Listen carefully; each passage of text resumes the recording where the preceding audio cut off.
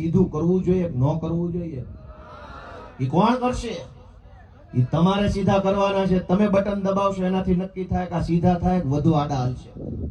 દોસ્તો, એક તરફી માહોલ છે. બોટાદની અંદર કડદા પ્રથાની વિરુદ્ધમાં રાજુભાઈ કરપડાએ અવાજ ઉઠાવ્યો. એમાં શું ખોટું કર્યું?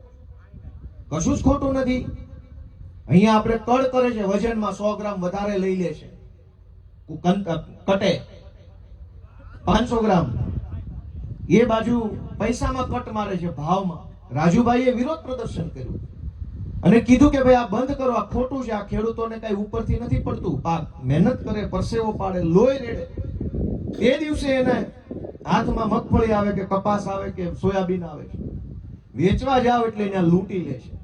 એ લૂંટનો વિરોધ અમારી આમ આદમી પાર્ટીએ રાજુભાઈના નેતૃત્વમાં, પ્રવીણભાઈ રામના નેતૃત્વમાં કર્યો. તો એ કડદો કરનારા ઉપર FIR નથી થઈ. કડદાનો વિરોધ કરનારા લોકો આજે જેલમાં છે નવા વર્ષના દિવસે. દોસ્તો, અમે બધું જાણીએ છીએ. એ બોટાદના હોય કે જુનાગઢના હોય કે વિસાવદરના હોય, લોઢાના મેડલ આપ્યા વગર જવા નથી દેવાના. એકની મારો સંકલ્પ છે દોસ્તો. અમને બધું આવડે છે, પણ તમે અમારા હાથ મજબૂત કરો ને, એવું હું તમને હાથ જોડીને વિનંતી કરું છું કે અમારા હાથ મજબૂત કરો, થોડાક આશીર્વાદ આપો તમે. આ લોકો હાવ પેધી ગયા છે. સામાન્ય માણસની પીડા નથી દેખાતી. નહીં જેવી વસ્તુમાં આ લોકો હાવ. એટલે હમણાં એક ભાઈ આવ્યા હતા આપણા વિસ્તારના, કઈક ગોઠણનું ઓપરેશન